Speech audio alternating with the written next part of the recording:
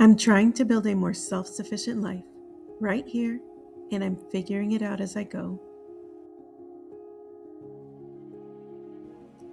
Today, I'm taking care of what's already growing. Some of these started before the plan was finished, and now they need a little more room.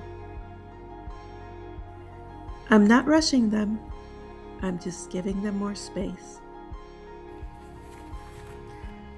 I'm transplanting my seedlings over, and I do have my peppers, which have a couple of seeds that have germinated. I'm scared to separate them because I really don't want to lose any of the peppers.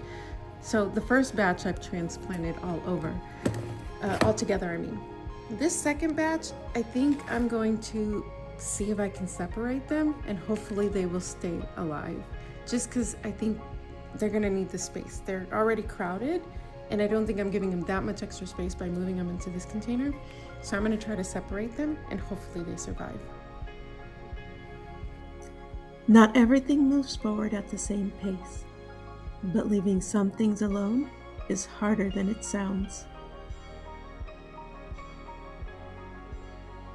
Welcome to my buffet counter, also known as my seedling starting counter. I want to show you my very rudimentary seed starting setup here that I have. All of these seedlings I started on January 1st. It's a risk that I started them so early because they might be ready to transplant before the last frost date comes. So in my area, the last frost date is expected to be March 15th. And so around that time, I need to get these into the ground. But I started them early thinking they would grow very slow based on the results that I have in my garden right now, where everything else is growing very slow. So I did start them, I believe, a little bit too early, and that risk I'm just gonna have to mitigate slowly as I go through each of these. But I did want to show you what I have so far.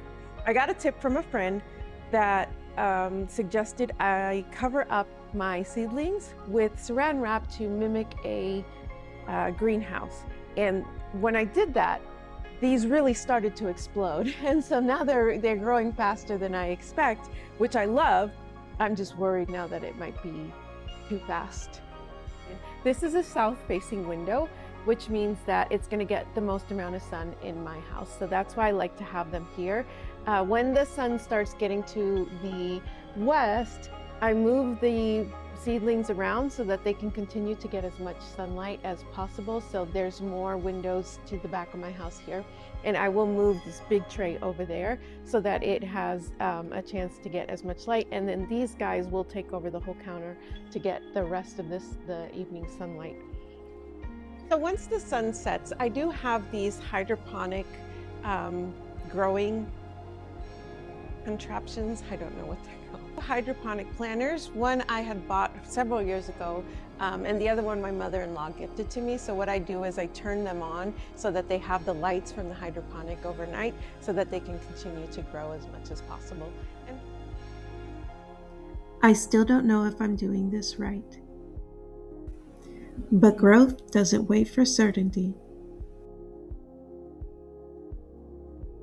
Now, I'll let time continue to do its part.